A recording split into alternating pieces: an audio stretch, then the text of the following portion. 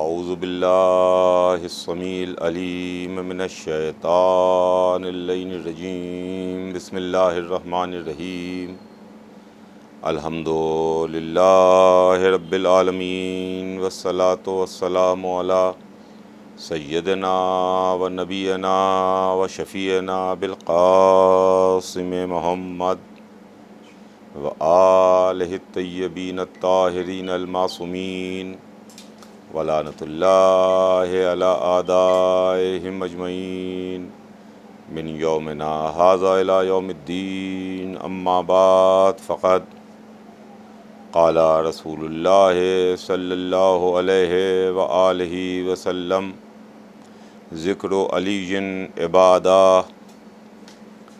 حضور سرور کائنات کی مشہور و معروف حدیث ہے، اور جس حدیث شریف میں سرکار رسالت ارشاد فرماتے ہیں کہ علی کا ذکر عبادت ہے۔ بے شک علی کا تذکرہ کیوں نہ عبادت قرار پائے، علی کا ذکر کیوں نہ عبادت ہو، اس لیے کہ علی وہ ہیں کہ جو کعبے میں پیدا ہوئے، مسجد میں شہید ہوئے۔ علی وہ ہیں کہ جنہوں نے ولادت کے ساتھ ساتھ قرآن کی تلاوت کی۔ علی وہ ہیں کہ شب معراج اللہ نے جن کے لہجے میں اپنے حبیب سے گفتگو کی۔ علی وہ ہیں کہ جو ہیں تو بندہ مگر ایسا بندہ کہ جس کا چہرہ وجہ اللہ، آنکھیں عین اللہ، زبان لسان اللہ، کان اذن اللہ، ہاتھ ید اللہ، نفس نفس اللہ۔ اب اگر ایسے بندے کا ذکر عبادت قرار پائے تو اس میں حیرانی کی کیا بات ہے، پریشانی کی کیا بات ہے۔ اور پھر یہ ماہ مبارک رمضان، یہ بھی عبادتوں کا مہینہ ہے، اور اس مہینے میں عبادتیں کرتا ہے مسلمان۔ بے شک یوں تو ہر وقت اللہ کی عبادت کرنا چاہیے، اللہ کی یاد سے، اللہ کی عبادت سے غافل نہیں ہونا چاہیے، مگر یہ مہینہ چونکہ اللہ کا مہینہ ہے، لہذا خاص طور سے اس مہینے میں عبادتوں کے ثواب کو بڑھا دیا گیا۔ عبادتوں کے ثواب کی منزل اور لیول بڑھا دیا گیا۔ 11 مہینوں میں عبادتوں کا ثواب جس لیول پر رہتا ہے، رمضان کے مہینے میں اس کا لیول، اس کا پرسنٹیج، اس کا اجر، اس کا ثواب یہ بہت بڑھ جاتا ہے۔ عام زمانے میں بقیہ 11 مہینوں میں اگر آپ نے قرآن مجید کی ایک آیت کی تلاوت کی ہے تو آپ کو ایک آیت کے ختم کرنے کا ثواب ملے گا، لیکن رمضان کے مہینے میں اگر آپ نے قرآن کی ایک آیت پڑھی تو آپ کو پورے قرآن کے ختم کرنے کا ثواب ہے۔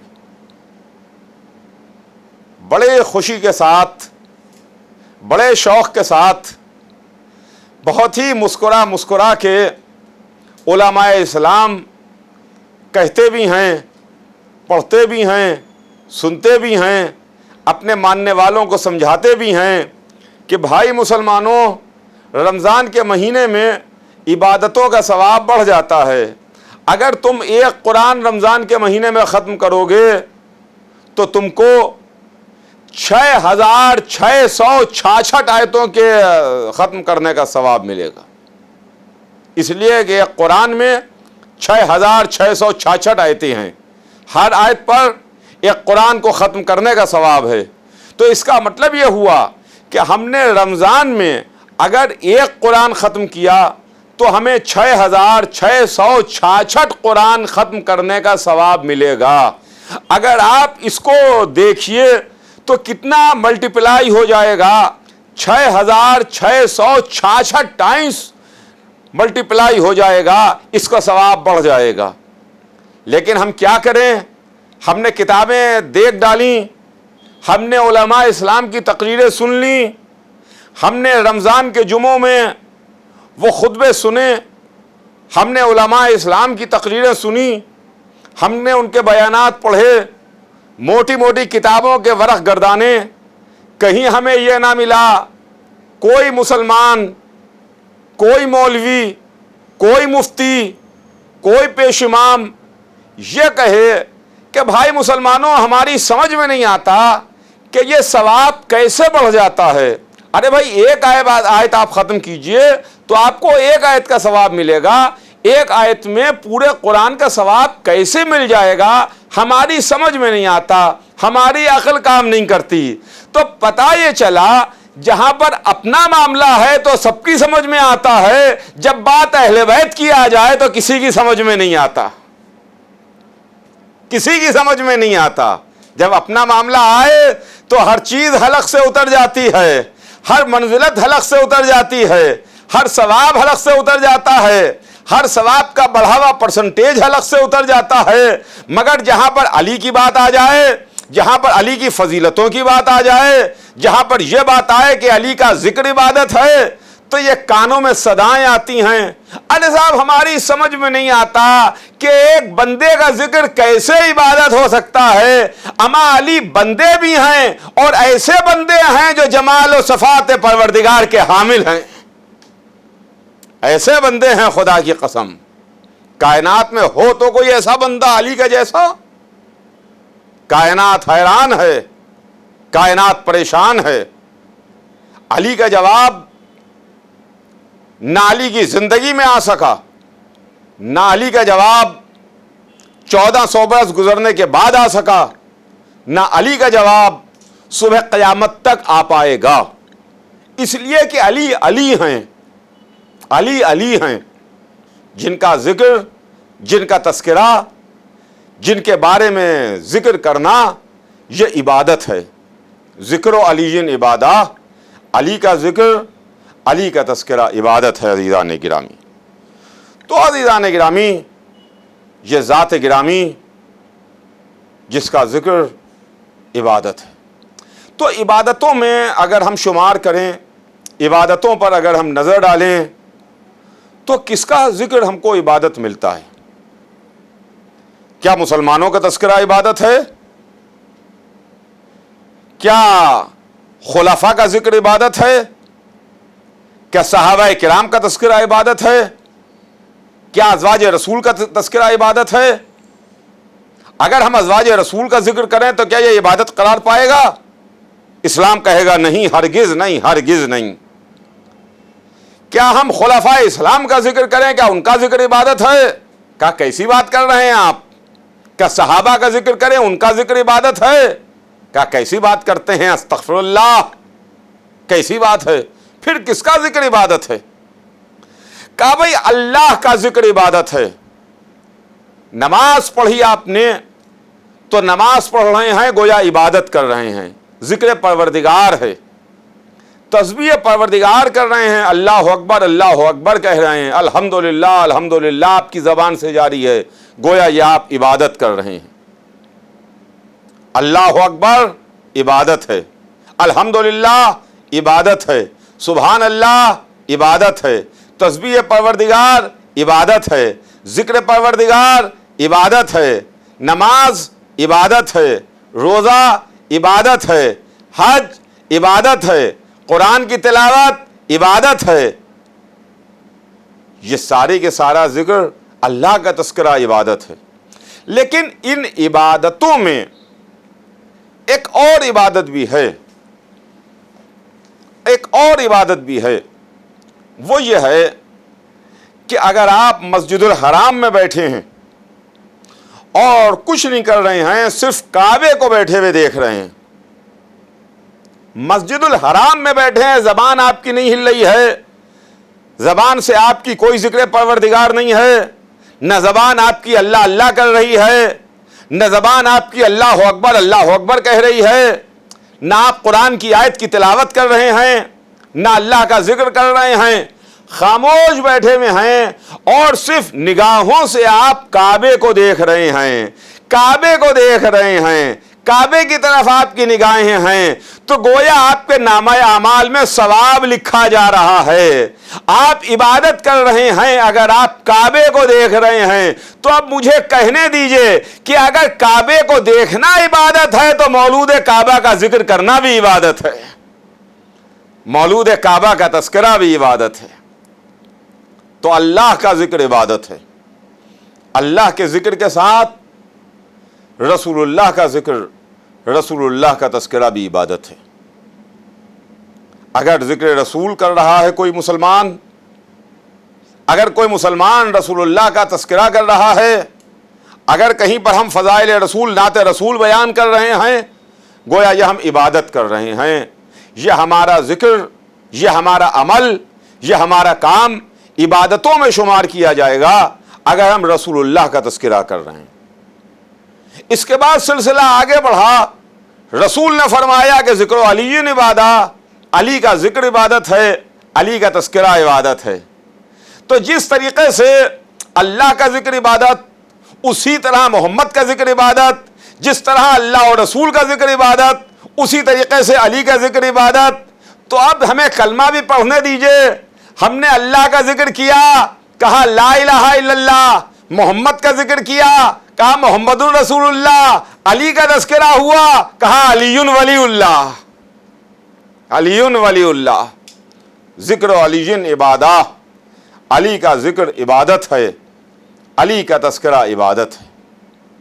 کیا کہنا اس ذکر کا، کیا کہنا اس تذکرے کا، کیا کہنا اس ذات گرامی کا کہ جتنا دنیا علی کے اور علی کے ذکر کی دشمن ہے، اتنا کسی دوسری ذات کی دشمنی بھی نہیں ہے۔ بے شک لوگ لوگوں کے دشمن ہوتے ہیں، آپس میں لوگوں میں اختلافات ہوتے ہیں، دشمنیاں ہوتی ہیں۔ اسلام اختلافات کو ختم کرنے والا مذہب ہے۔ اسلام کی یہ تعلیم ہے کہ آپ لڑائی جھگڑا نہ کیجیے، اختلافات نہ کیجیے، آپس میں پیار سے رہیے، میل محبت سے رہیے۔ اور اپنے وصیت نامے میں مولا کائنات علی ابن ابی طالب علیہ السلام نے فرمایا تھا کہ سنو، میں نے رسول اللہ کو یہ کہتے ہوئے سنا ہے کہ آپس میں مل جل کر کے رہنا نماز روزے سے افضل ہے۔ فرمایا تھا مولا علی نے اپنے وصیت نامے میں کہ نماز روزے سے افضل ہے مل جل کر کے رہنا۔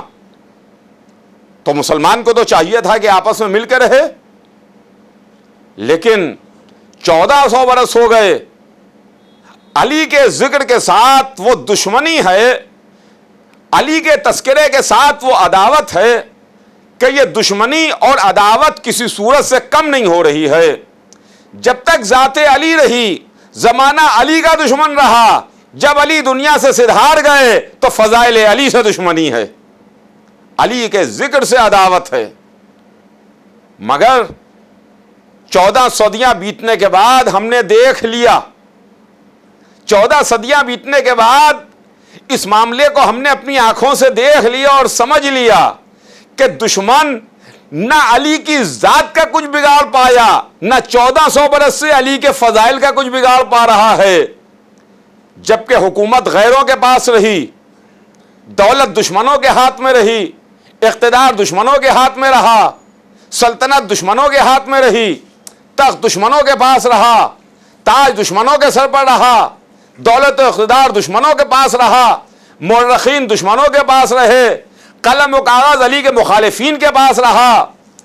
علی کے ذکر کو مٹانے کے واسطے تخت استعمال ہوا، تاج استعمال ہوا، دولت استعمال ہوئی، قلم اور کاغذ استعمال ہوا، مورخین استعمال ہوئے، مگر 14 صدیوں میں دشمن علی کا کچھ بگاڑ نہ پایا۔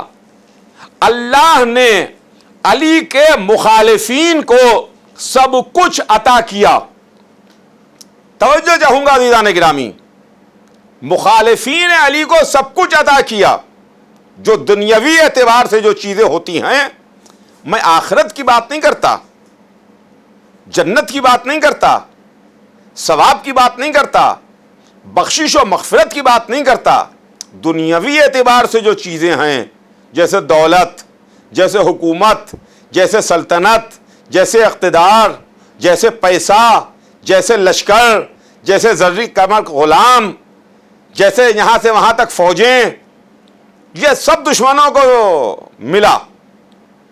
شاید قدرت نے دشمن کو یہ تمام چیزیں دے کر کے یہ بتا دیا کہ علی کے دشمن کے دل میں کوئی آرزو رہ نہ جائے، کوئی تمنا رہ نہ جائے کہ اگر میرے پاس دولت ہوتی تو علی کا نام مٹا لیتے، اقتدار ہوتا تو علی کا ذکر مٹا دیتے، حکومت ہوتی تو علی کا ذکر مٹا دیتے، سلطنت ہوتی تو علی کا نام ختم کر دیتے، مورخین ہوتے تو علی کا تذکرہ مٹا دیتے، راوی ہوتے تو علی کا ذکر مٹا دیتے۔ قدرت نے سب کچھ دیا، کہ سب کچھ لے لو، اور یہ کمال معجزات حیدر کرار ہے کہ دشمن سب کچھ رکھتے ہوئے کچھ علی کا مٹا نہ پایا۔ علی کے غلاموں کے پاس ظاہری طور پر دنیا میں کچھ نہ رہا، مگر دار پر چڑھ کے، سولی پر جا کر کے، قید خانوں میں رہ کر کے، کل بھی علی علی ہو رہا تھا، آج بھی علی علی ہو رہا ہے۔ کل بھی علی کے فضائل بیان ہو رہے تھے، آج بھی علی کا تذکرہ ہو رہا ہے۔ تو عزیزان گرامی، یہ ذکر ہے، دنیا کیا مٹائے اس ذکر کو، پہچانیے تو صحیح۔ علی تو بہت بلند ہیں، علی تو علی ہیں، پہلے دنیا علی کے فضائل سے تو مقابلہ کر لے، پہلے دنیا علی کی فضیلتوں کو تو دیکھ لے، اور پھر جو علی کے فضائل ہیں، جو علی کے واقعات ہیں، جو حضرت علی کے معجزات ہیں، وہ سب کے سب ہم تک نہیں آئے ہیں۔ میں اپنے سننے والوں سے خاص طور سے مخاطب ہوں کہ وہ سب کے سب کل کا کل اثاثہ ہمارے پاس نہیں ہے۔ ہمارا علم ہی کیا،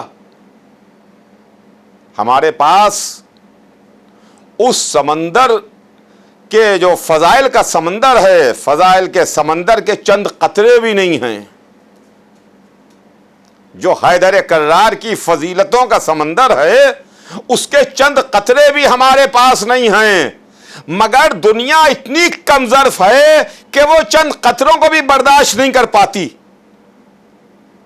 چند قطروں کو بھی برداشت نہیں کر پاتی۔ ورنہ ہمارے پاس کیا ہے؟ چند واقعات ہیں، چند علی کے معجزات ہیں، چند علی کے کارنامے ہیں، چند چیزیں ہیں ہمارے پاس۔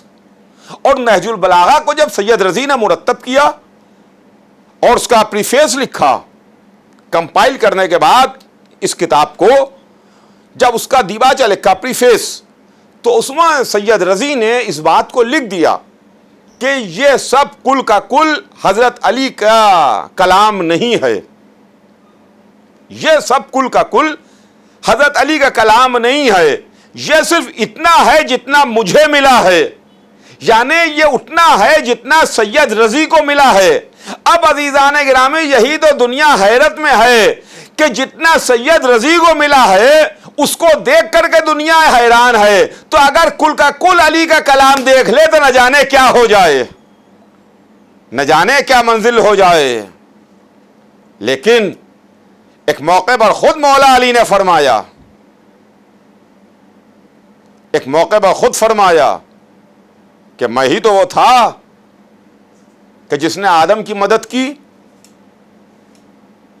میں ہی تو وہ تھا جس کے وسیلے سے آدم کی توبہ قبول ہوئی، میں ہی تو وہ تھا جس کے وسیلے سے نوح کا طوفان کوہ جودی، نوح کا سفینہ کوہ جودی پر جا کے ٹھہرا، میں ہی تو وہ تھا جس کے وسیلے سے ابراہیم کے لیے آگ ٹھنڈی ہوئی، میں ہی تو وہ تھا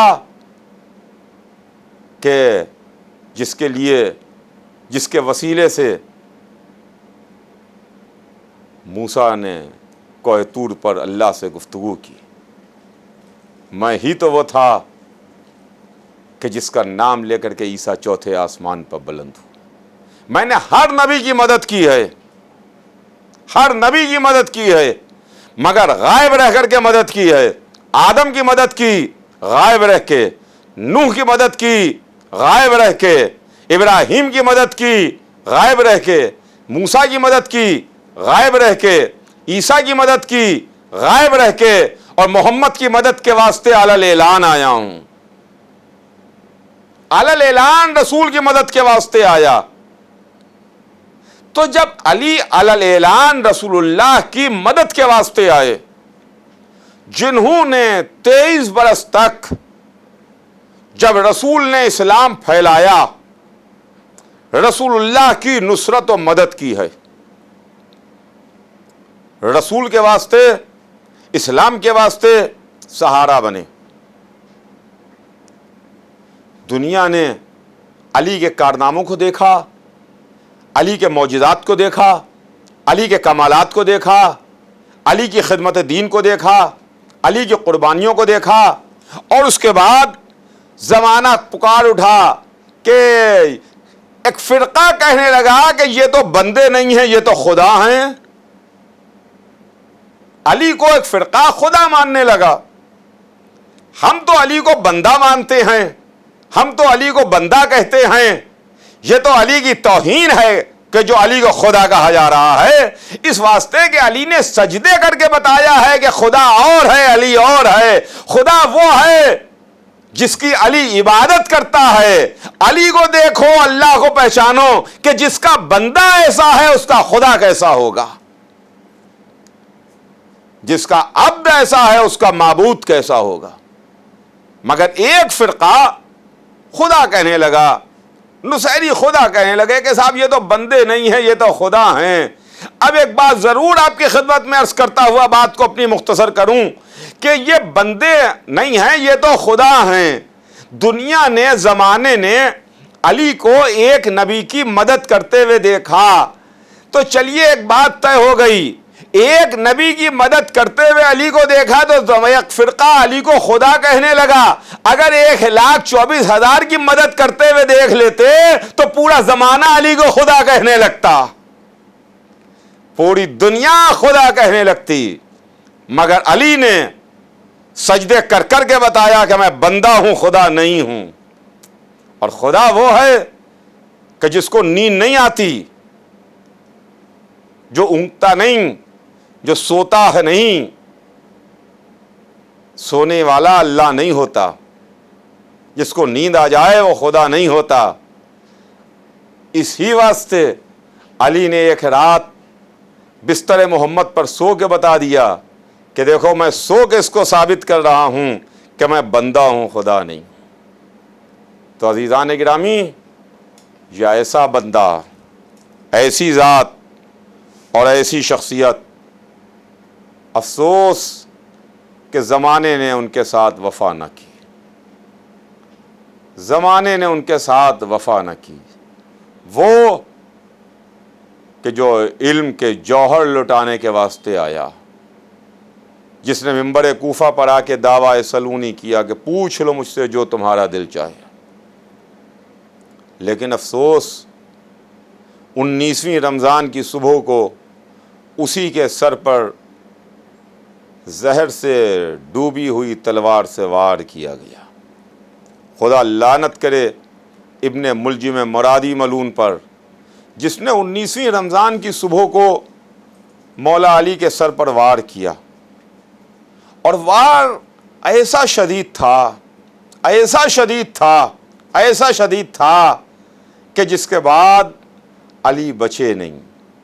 عزیزوں، 19ویں رمضان تھی، صبح کا وقت تھا، جب علی کے بیٹے، علی کے چاہنے والے، علی کے بھتیجے علی کو گلیم میں لے کے چلے، ایک کمل میں علی کو لے کے چلے۔ چاہنے والے رو رہے تھے، آنسو بہا رہے تھے، گریہ کر رہے تھے۔ علی کے بیٹے علی کو گلیم میں لیے ہوئے تھے۔ جب بیت الشرف قریب آیا تو مولا علی نے امام حسن علیہ السلام سے کہا، میرے لال، ان آنے والوں کو واپس کر دو، اس لیے کہ گھر میں تمہاری بہنیں رو رہی ہوں گی۔ زینب ام کلثوم کے گریے کی صدائیں ان نامحرموں کے کانوں میں نہ جائیں۔ امام حسن علیہ السلام نے آنے والوں کو مخاطب کر کے فرمایا کہ آپ لوگوں کے واسطے میرے بابا کا حکم ہے کہ یہیں سے چلے جائیے۔ لیجیے، مجمع روتا ہوا واپس چلا گیا۔ علی کے بیٹے اور بھتیجے علی کو لیے ہوئے مسجد میں سے گھر میں آئے۔ گھر میں بیٹیاں تڑپ رہی تھیں۔ میں کہوں گا یا علی، آپ کو سن 40 ہجری کے کوفے میں یہ خیال تھا کہ زینب و ام کلثوم کے رونے کی صدائیں نامحرموں کے کانوں میں نہ جائیں، مگر یا علی 61 ہجری کے کوفے میں آئیے، زینب کے سر پر چادر نہیں ہے، ام کلثوم بے ردا ہے، ایک رسن میں 12 گلے بندھے ہوئے ہیں، سکینہ تڑپ رہی ہے۔ ہاں عزیزان گرامی، 19ویں رمضان کا دن گزرا، 20ویں رمضان کی رات آئی۔ 20ویں رمضان کو افطار کے وقت مولا علی نے اپنے بیٹے امام حسن علیہ السلام سے کہا، میرے لال، جیسا جامِ شیر میرے سامنے پیش ہوا، یہی جامِ شیر قاتل کو پیش کیا جائے، ایسا ہی جامِ شیر قاتل کو لے جا کے دیا جائے۔ لیجئے، علی کا حکم تھا، ویسا ہی جامِ شیر علی کے قاتل کو بھیجا گیا، ابن ملجم کے پاس بھیجا گیا۔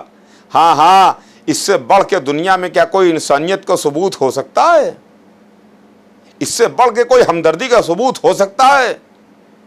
یہ انسانیت و ہمدردی کا ثبوت اگر ملے گا تو آل محمد ہی کے گھرانے میں ملے گا، اس کے علاوہ کہیں نظر نہیں آئے گا۔ 20ویں رمضان کی رات گزری، 20ویں کا سویرا ہوا، چاہنے والے رو رہے تھے، گھر میں بیٹیاں بے قرار تھیں، زینب کے گریے کی صدا ہے، کبھی ام کلثوم کے رونے کی آواز ہے، گھر میں بیٹیاں رو رہی ہیں۔ اور اس کے بعد تاریخ لکھتی ہے کہ عباس بھی بہت رو رہے تھے، عباس بھی بہت گریا کر رہے تھے، یہاں تک کہ 21ویں رمضان کی رات آئی، افطار کا وقت آیا۔ جب افطار کا وقت آیا تو تاریخ لکھتی ہے کہ علی کی اولادیں، علی کے بیٹے، علی کے بچے علی کو گھیر کے بیٹھ گئے، علی کو گھیر کے بیٹھ گئے۔ ہاں، اب علی دنیا سے سدھارنے والے تھے کہ ایک مرتبہ تاریخ کہتی ہے کہ علی نے حسین کو اپنے قریب بلایا اور دسترخوان سے ایک روٹی کا ٹکڑا توڑا اور اپنے ہاتھ سے حسین کے دہن میں رکھ دیا، ایک جام آب اٹھایا، حسین کے دہن تک لے کے گئے اور حسین کو اپنے ہاتھ سے پلایا۔ میں کہوں گا آقا حسین، آپ کو آپ کا بابا چلتے چلتے پانی پلا رہا ہے، روٹی آپ کے دہن میں رکھ رہا ہے اور یہ فرما رہا ہے کربلا کے بھوکے علی کے ہاتھ سے کھانا کھا لے، کربلا کے پیاسے علی کے ہاتھ سے پانی پی لے۔ میں کہوں گا یا علی، آج حسین کو پانی نہ پلائیے، کل کربلا میں جام آب لے کے آئیے گا، جب علی اصغر گہوارے میں تڑپ رہا ہو، جب علی اصغر ہچکیاں لے رہا ہو۔ ہاں عزیزان گرامی، 21ویں کی رات مولا علی نے اپنے گھر سے وصیتیں کی، اپنی اولادوں سے وصیتیں کی، امام حسن علیہ السلام سے وصیتیں کی، پورا بھرا گھر امام حسن علیہ السلام کو سونپا اور اس کے بعد فرمایا کہ اب میرا حجرہ خالی کر دیا جائے۔ لیجئے، حجرہ خالی کر دیا گیا، سب حجرے سے چلے گئے، حجرے میں سناٹا ہو گیا۔ علی نے آنکھوں کو بند کیا کہ علی کے کانوں میں کسی بیوی کے رونے کی آواز آئی۔ علی نے پوچھا کہ یہ کس کے رونے کی آواز ہے، یہ کون رو رہا ہے؟ کسی نے آگے بڑھ کے کہا آقا یہ ام البنین رو رہی ہیں۔ علی نے ام البنین سے سوال کیا، ام البنین کیوں رو رہی ہو؟ تمہارے رونے کا کیا سبب ہے؟ تو ام البنین نے ہاتھ جوڑ کے عرض کی آقا میں صبح سے یہ منظر دیکھ رہی ہوں کہ آپ نے پورے بھرے گھر کو آقا حسن کے حوالے کیا، میں صرف ایک جملہ آپ سے پوچھنا چاہتی ہوں، ایک بات آپ سے پوچھنا چاہتی ہوں، آپ مجھے یہ بتا دیجئے کہ میرے بیٹے عباس نے کیا خطا کی ہے کہ آپ نے عباس کو آقا حسن کے حوالے نہیں کیا؟ اتنا سننا تھا کہ علی نے کہا کہ عباس کو بلاؤ، عباس قریب آئے، کہا حسین کو بلاؤ، حسین قریب آئے۔ علی نے اپنے ایک پہلو میں عباس کو بٹھایا، ایک پہلو میں حسین کو بٹھایا، عباس کا ہاتھ لے کے سینے پر رکھا، حسین کا ہاتھ لے کے عباس کے ہاتھ پر رکھا، کہا حسین میں نے تمہیں عباس کے حوالے کیا، ہاں ہاں بھائی کے ہاتھ میں علی نے کس طرح سے بھائی کا ہاتھ دیا کہ یہ ہاتھ سے الگ نہ ہوا. حسین مدینے سے چلے مکے آئے, بھائی سے الگ نہ ہوا.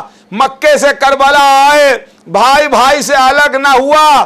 جب عباس حسین سے اجازت لے کے دریا کی جانب چلے اور سکینہ کے واسطے پانی لے کے پلٹ رہے تھے تو عباس کے دونوں بازو قلم ہوئے. حسین کو سلام کیا, ادھر سے حسین چلے. اب جو دیکھا تو نہر کے قریب عباس کا ہاتھ کٹا ہوا تھا. جھک کے اٹھایا, نجف کا رخ کیا. اے میرے بابا, یہی وہ ہاتھ ہے جو آپ نے میرے حوالے کیا تھا. آج وہ ہاتھ اسلام پر قربان ہو گیا. واہ حسینہ واہ مظلومہ کی صدائیں.